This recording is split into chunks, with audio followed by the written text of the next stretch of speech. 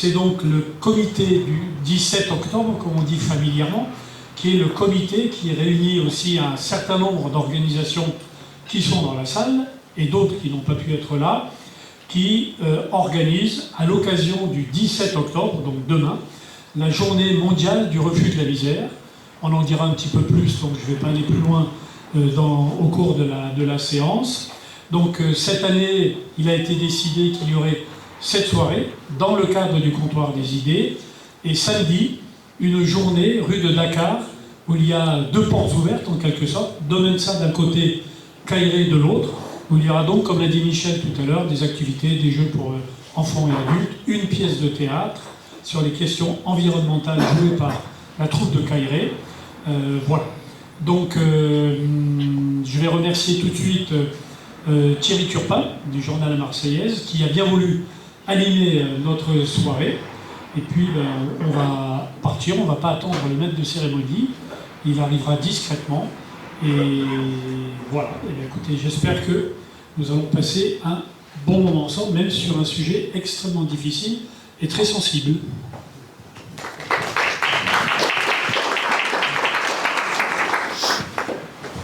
Bon, eh bien, bonsoir, puisqu'il me revient d'ouvrir la séance. Alors, à la veille de cette journée mondiale du refus de la misère, encore une, hélas, que malgré les promesses, la calamité n'a toujours pas été éradiquée. Et le vent mauvais qui souffle, celui de l'austérité et du repli sur soi, ne nous donne pas beaucoup d'espoir d'une amélioration rapide de la situation, hélas, encore. Heureusement que le mouvement associatif est là, vous en êtes la preuve, pour amortir le choc et prendre en charge la détresse sociale qui s'accroît. Je crois que ça toute la soirée, c'est ce qui va être dit. Et cela avec peu de moyens. Toujours des moyens en baisse aussi. Et grâce, bien sûr, à l'engagement des bénévoles. Non, je le disais en ouverture, l'élimination de la pauvreté n'est pas pour tout le monde une priorité. En attendant, partout où ils sont, dans la rue, mais aussi dans les logements insalubres, ils attendent qu'on leur rende un peu de dignité. Pas d'être montrés du doigt, comme c'est fait aujourd'hui, de les taxer de profiteurs. Pas de subir à double peine de la maltraitance institutionnelle, comme Michel Monte, d'ATD Carmonde, va nous parler. Je lui passe la parole tout de suite. Merci. Voilà, donc, alors la Journée mondiale du refus de la misère, elle existe depuis 1987. C'est une journée de l'ONU depuis 1992, comme il y a beaucoup d'autres journées qui sont reconnues par l'ONU. C'est une journée qui a été lancée à l'initiative d'ATD Carmonde au début, avec l'objectif justement de sortir d'une démarche d'aide. C'est vraiment ça l'idée de la journée du refus de la misère, c'est-à-dire qu'on n'est pas dans une démarche où on va aider des gens qui seraient eux-mêmes dépourvus d'initiatives, mais au contraire, c'est mettre en valeur toutes les actions et tout le combat en fait des personnes qui sont dans la misère. Et pourquoi utiliser le mot misère? C'est en fait parce que au moment, par exemple, où la journée a été créée, et c'est encore vrai de nos jours, il y a énormément de pays où la quasi-totalité de la population est dans la pauvreté, mais peut quand même subvenir à ses besoins et être autonome. Et la misère, c'est vraiment quand on dénie aux personnes la possibilité d'être autonomes, qu'on les prive de droits de telle façon que toute leur capacité d'initiative est anéantie. Alors en fait, il y a malgré tout cette résistance humaine qui est très forte et qui fait que les gens sont dans un combat permanent pour justement ne pas se laisser anéantir. Mais quand on parle du refus de la misère, ce qu'on veut dire aussi, c'est que c'est une situation qui est tellement intolérable que ça devrait susciter un élan à la fois au niveau des politiques et au niveau des citoyens pour refuser l'intolérable. Bon, alors comme le disait Thierry Turpin, on n'en est malheureusement pas là, et c'est vrai que on a depuis 2 ans il y a un thème annuel, il y a un thème qui est un thème pour chaque journée mondiale du refus de la misère. Et donc, pour la 2e année consécutive, c'est la maltraitance institutionnelle, parce que, effectivement, on est dans un paradoxe que les institutions qui devraient, normalement, devraient se mettre au service des personnes qui en ont le plus besoin, eh bien, sont celles qui, parfois sans le vouloir et parfois... disons, en fonction de politiques qui sont décidées en haut lieu, finissent par les enfoncer dans la pauvreté. Et donc c'est un peu ces mécanismes-là qu'on va essayer d'illustrer aujourd'hui. Alors la maltraitance institutionnelle, il y a une définition officielle, donc c'est un terme qui est entré dans la loi en 2022. C'est l'ensemble des traitements inadaptés ou violents qui sont liés au fonctionnement des institutions. Traitement inadapté ou violent portant atteinte aux droits et à la dignité des personnes. Donc une loi en 2022 reconnaît que parfois les institutions, eh bien, elles-mêmes portent atteinte aux droits et à la dignité des personnes. Toutes les personnes sont touchées par la maltraitance institutionnelle. Si vous, par exemple, remplir un dossier de retraite, ça relève parfois de la maltraitance institutionnelle, tellement c'est compliqué si on est sur plusieurs régimes. La dématérialisation pose d'énormes problèmes pour les personnes en particulier qui sont peu familiarisées avec Internet, et c'est un exemple de maltraitance institutionnelle. Mais plus on est en situation de pauvreté, plus on est dépendant des institutions, et donc plus on est touché par cette maltraitance institutionnelle. Et à tel point que dans une recherche universitaire qui a été menée par l'Université d'Oxford et par ATD Quart Monde, la maltraitance institutionnelle a été reconnue comme un des éléments constitutifs de la grande pauvreté, au même titre que les privations matérielles ou l'isolement ou le manque d'accès aux droits. Par ailleurs, les professionnels des institutions sont eux aussi touchés par cette maltraitance parce qu'ils ne peuvent pas faire correctement leur travail. Donc on a à l'heure actuelle des professionnels qui se sont même organisés dans des associations. Il y en a une qui s'appelle Changer de Cap, il y a nos services publics qui alertent sur le fait qu'ils ne peuvent plus remplir cette mission. Alors quels sont les exemples concrets ? C'est par exemple une personne qui nous dit « Tu as oublié de remplir un papier et on te supprime le versement du RSA alors que ça prend 3 mois pour le toucher. » Bon, le renouvellement du RSA, c'est vraiment très compliqué. La mise à jour des ressources, c'est toujours compliqué. Et quand on n'a plus d'interlocuteurs humains, ça devient vraiment insurmontable. Le manque de confidentialité dans les lieux d'accueil. Le fait que de plus en plus on va tomber sur des serveurs vocaux, il est quasiment devenu impossible dans certaines institutions de pouvoir avoir affaire à quelqu'un d'humain au bout du téléphone. On peut parler par rapport aux étrangers, aux dysfonctionnements, qui sont des dysfonctionnements sciemment entretenus, de ce qu'on appelle de l'ANEF, l'administration numérique pour les étrangers en France. Quand on veut demander la carte de séjour, c'est quasiment, là aussi, ça relève de l'exploit. Les tutelles. Beaucoup de personnes très pauvres sont sous tutelle parce qu'on les accuse de ne pas savoir gérer leur budget, mais bon, moi je vous invite à essayer de vivre avec 650 € par mois pour une personne seule et vous verrez si vous arriverez à gérer votre budget. Mais toujours est-il qu'on les met sous tutelle. Or, quand on est sous tutelle, le tuteur ou la tutrice doit être consultée pour toutes les démarches qui engagent des dépenses. Or, il n'y a pas assez de personnes pour les tutelles. Et en fait, c'est vraiment dramatique pour les gens. Dans le rapport qu'on a publié, on cite le cas d'un monsieur, là, Antonio, qui était gravement malade. Eh bien, il fallait mettre en place toute une série de soins à domicile. La tutelle était débordée, elle n'a jamais répondu aux demandes instantes des bénévoles de ATD Quart Monde pour s'occuper de son dossier, et le monsieur est mort. Voilà. Bon. Un autre exemple qu'on cite aussi dans notre rapport de maltraitance institutionnelle, c'est la saturation du 115. Donc il y a une assistante sociale qui parle d'une jeune fille. Elle gère un accueil de jour, cette assistante sociale, mais elle a aussi 2 logements qu'elle peut louer où elle peut héberger pendant 28 jours des personnes en grande détresse. Mais au bout de 28 jours, la personne doit partir. Parce qu'il y en a d'autres qui sont aussi en grande urgence. Et donc, au bout de 28 jours, elle dit à une jeune fille enceinte qu'elle a hébergée là, ben, écoute, tu arrives au bout, et donc, ben, il faut que tu t'en ailles. Mais ne t'inquiète pas, j'ai prévenu le 115, tu auras de la place. Et en fait, c'est pas vrai. C'est-à-dire que la jeune fille, elle téléphone au 115, le 115 est complètement saturé, et en fait, dans notre rapport, hein, on a un rapport que vous pouvez télécharger gratuitement en ligne, vous tapez maltraitance institutionnelle à TD Quart Monde, on analyse des situations comme ça, parce qu'on a travaillé avec les professionnels, et l'assistante sociale raccompagne à la gare, dans sa voiture, la jeune fille qu'elle a été obligée de mettre à la porte. Voilà ce que c'est que la maltraitance institutionnelle. Alors, les conséquences, je ne peux pas rentrer dans plus de détails, mais on peut citer aussi quand même des formes moins violentes, mais quand même qui sont usantes à la longue. C'est le fait qu'on considère les gens comme des incapables. On prend les décisions à leur place sans les informer. Ça, c'est très fréquent dans les situations de placement d'enfants.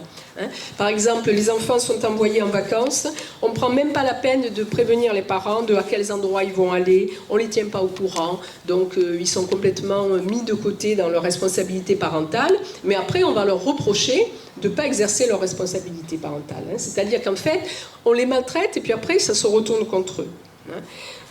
On est face à un fonctionnement des administrations aussi, où on finit par dire aux professionnels, ne les informez pas sur leurs droits, parce que moins il y aura de gens qui le demanderont, moins ça coûtera d'argent. Donc en fait, il y a aussi un déni d'information par rapport aux droits. Et puis surtout, le plus grave, on ne peut pas faire un accompagnement de qualité qui nécessite du temps, en particulier du temps. Le facteur temps est très important, parce qu'on manque de moyens humains, et parce que les critères auxquels sont jugés les professionnels, eh bien, ce sont des critères purement marchands, purement de rentabilité, qui n'ont rien à voir avec un vrai accompagnement. Et par exemple, France Travail est un cas typique. Et moi, je connais quelqu'un qui travaille à France Travail, qui est lui-même contractuel d'ailleurs, donc sur un siège éjectable. Il a 300 dossiers à traiter par mois, et en fait, il va être payé maigrement d'une petite prime s'il arrive à réinsérer beaucoup de gens sur le marché du travail. Donc, qu'est-ce qu'il fait sur ces 300 dossiers ? Les gens qui sont très loin du travail, qui sont dans des grandes difficultés, il les reçoit parce qu'il faut les recevoir, il met un coup de tampon sur leur dossier, et puis il leur dit, écoutez, vous reviendrez me voir dans un mois. Voilà, parce qu'il n'a pas le temps de se consacrer aux gens qui en auraient le plus besoin. Et à côté de ça, quand on développe des projets innovants, parce que vous verrez là-dessus, il y a quand même des choses que les associations font évoluer, si vous avez le temps à la fin de regarder, on a fait le choix sur ces affiches de ne mettre que des choses positives qui peuvent être faites. Quand on travaille avec les premiers concernés et qu'on ne se permet pas de décider à leur place, eh bien, quand on a une expérience territoire zéro chômeur où on embauche des gens en CDI, des gens qui soi-disant étaient inemployables. Et ces gens, ils reprennent confiance dans leur vie et ils reprennent leur travail, ils se remettent à travailler parce qu'on a créé un cadre sécurisant et qu'on ne les a pas mis dans des stages qui sont en réalité des stages impasse, mais qu'on leur a redonné leur dignité de travailleur en leur offrant un CDI à temps choisi. Eh bien, ce territoire zéro chômeur longue durée, c'est une initiative alors avec tous les aléas législatifs, qui doit être étendue normalement. On espère qu'on aura une Assemblée nationale qui sera capable de voter l'extension de ce dispositif, parce que pour une fois, on sort des stages et des contrats aidés qui ne débouchent jamais sur rien. Voilà. Alors je terminerai par ce qui se passe, les conséquences sur les gens. Les peurs, les souffrances, la dégradation de la santé, le manque de confiance en soi, le découragement, la destruction des liens familiaux. Et je terminerai juste par une phrase d'une personne qui dit « À force, on en vient à se persuader qu'on a tort et qu'on est coupable. Du coup, on se renferme, on a honte et on se réfugie dans le silence. On pense tout le temps, mais on a peur de s'exprimer. À la longue, ça bouffe la tête. » Alors, on va tout au long de la table ronde vous donner d'autres témoignages de ce genre. Alors, c'est sûr que ce n'est pas très gai, mais quand même, on terminera aussi par des aspects plus positif parce que l'accompagnement des associations montre que même dans des situations très difficiles, c'est possible. Bon, j'ai parlé du territoire zéro chômeur, il y a d'autres exemples. On va nous parler de sortie de la prostitution, on va nous parler de sortie de la grande pauvreté. C'est possible, mais ça nécessite aussi un engagement de tous les citoyens. Et en particulier, j'y reviendrai à la fin, mais en particulier, je crois que c'est de notre responsabilité à tous de lutter contre les idées fausses qu'à l'heure actuelle, on essaye que certains essayent de répandre dans l'opinion, comme quoi, comme disait Thierry, les pauvres sont des profiteurs, sont des assistés, alors que les plus grands assistés, à l'heure actuelle, on sait bien où ils sont. Les plus grands assistés, c'est ceux qui reçoivent des milliards d'aides publiques et qui ne sont même pas capables d'embaucher des jeunes parce qu'ils n'ont pas l'expérience voulue. En tout cas, quand vous parlez de combat du combattant, combat de tous les jours, on voit de quoi vous parlez. Roland Biache, le président de la LDH de Toulon-la-Seine. Ok, merci. Donc, au niveau du groupe de travail qui a préparé la soirée, donc on a évidemment abordé le sujet de l'effectivité des droits. Et donc, il y a des recoupements avec ce qu'a dit Michel, mais l'idée là, c'est plus d'aborder ça aussi sous cet angle-là, même si ça a déjà été évoqué. Et du coup, j'ai profité, donc moi j'ai appelé mon petit topo « En marche vers l'insécurité sociale ». Et l'idée, c'est aussi de mettre en évidence un petit peu l'actualité. Et du coup, j'ai un peu réorienté par rapport à ce qui était prévu, parce que notre soirée, par le hasard du calendrier, se déroule 3 jours après la déclaration de politique générale du Premier ministre Sébastien Lecornu. Au regard du contenu de notre soirée, j'ai retenu quelques points de son discours, donc je vous invite à lire, c'est facilement téléchargeable, son discours de politique générale qu'il a énoncé lundi ou mardi à l'Assemblée. Alors j'ai repris quelques phrases en exergue et puis il y a un petit commentaire. Une nouvelle pratique du pouvoir qui doit amener plus de progrès pour nos concitoyens. Qui peut être contre tant la défiance des Français envers la classe politique est forte. Si la nouvelle pratique du pouvoir est de moraliser la vie politique, banco, on ne demande pas mieux. Cela dépend notamment de nous en tant que citoyennes et citoyens. Il dit « Il est urgent de continuer à dépenser moins ». Ça commence fort déjà, d'entrée de jeu presque. L'État a engagé une revue de ses dépenses. Des économies seront faites et il faudra désormais qu'elles s'inscrivent dans un cadre pluriannuel en s'appuyant sur une véritable réforme de l'État. Voilà plus de 40 ans que l'on entend ça et les réformes engagées jusqu'ici ont abouti à moins d'État, moins de services publics. Un exemple, près de 4900 lits d'hospitalisation complète ont été supprimés en 2023, confirmant une dernière stat, confirmant une baisse continue de l'offre de 43 500 lits perdus depuis 10 ans, selon une étude de la DREES publiée le 31 octobre 2024. Symbole de la financiarisation du système de santé, aggravant les inégalités sociales et territoriales de santé tant en amont du soin que dans l'effectivité du droit d'accéder à des soins de même qualité partout et pour toutes les personnes en ayant besoin. Monsieur Lecornu évoque cependant la nécessité de répondre aux urgences pour la santé, l'accès aux soins avec France Santé. Prenons-le au mot. Il faut lui rappeler que le droit à la santé a été reconnu pour la première fois en tant que droit en 1946 dans le préambule de la Constitution de l'OMS et en 1948 à l'article 25 de la DUDH. Un peu plus tard, il a été reconnu par l'article 12 du Pacte international pour les droits économiques, sociaux et culturels. Et il n'est pas, en tant que tel, les droits reconnus dans notre Constitution, il y a des faisceaux d'éléments qui disent qu'il faut avoir accès à la protection en santé, pas tout à fait au droit à la santé dans notre Constitution, c'est pas tout à fait la même chose.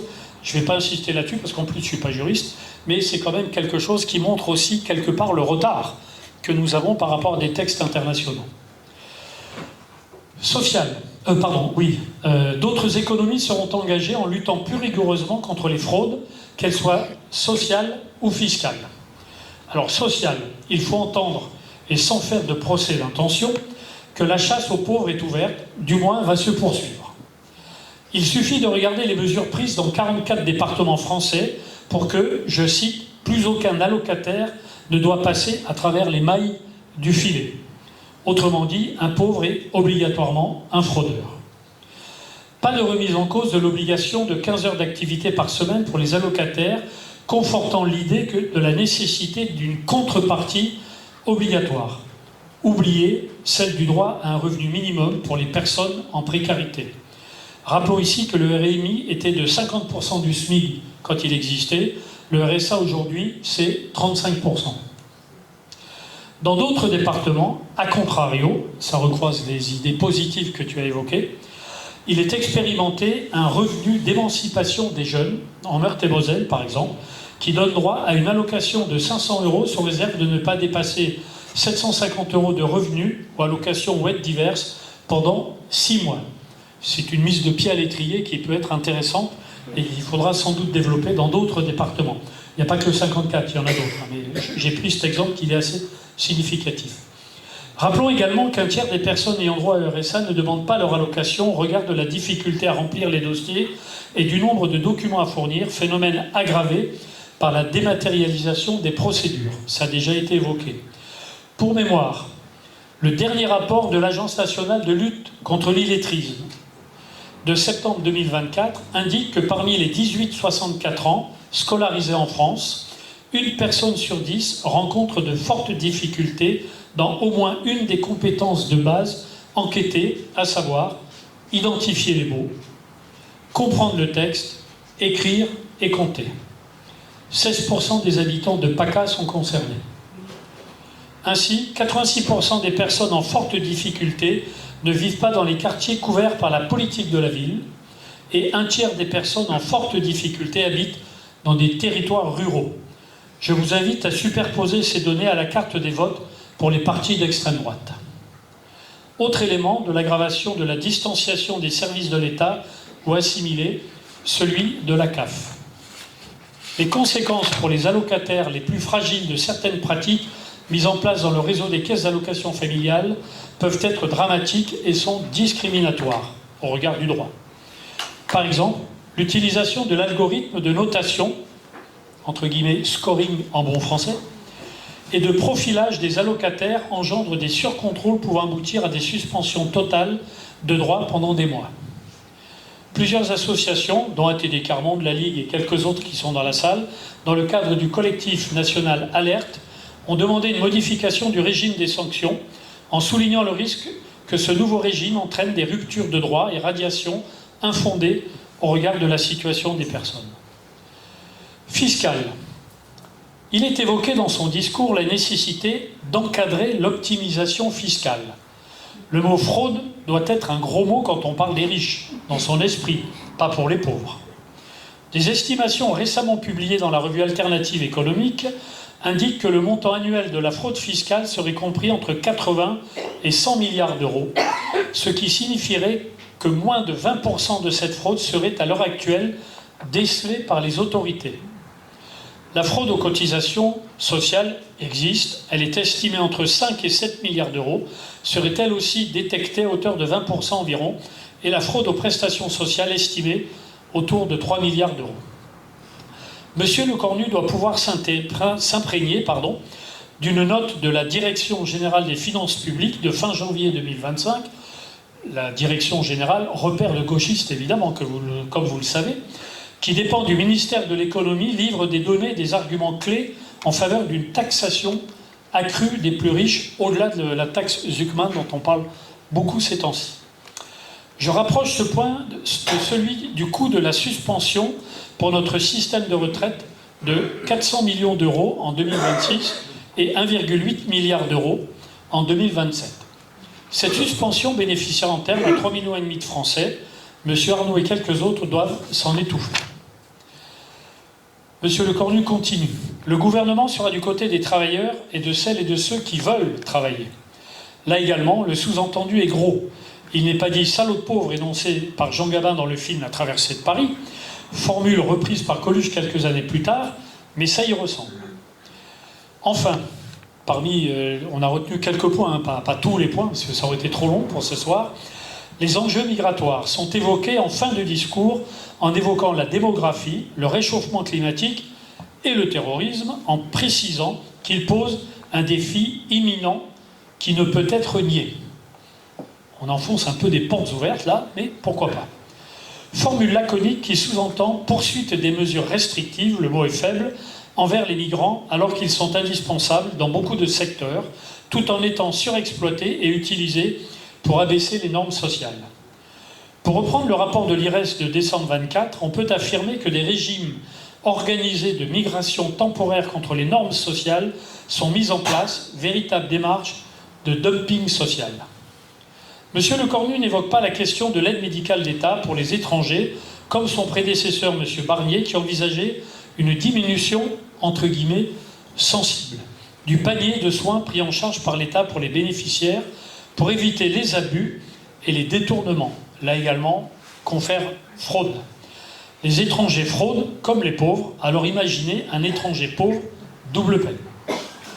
Pour mémoire, le projet Barnier proposait de ne plus prendre en charge les soins chroniques, lourds, comme les suites de dialyse, des diabètes, les suivis post-opératoires, des cancers, etc., oubliant que l'AME est un dispositif de santé publique.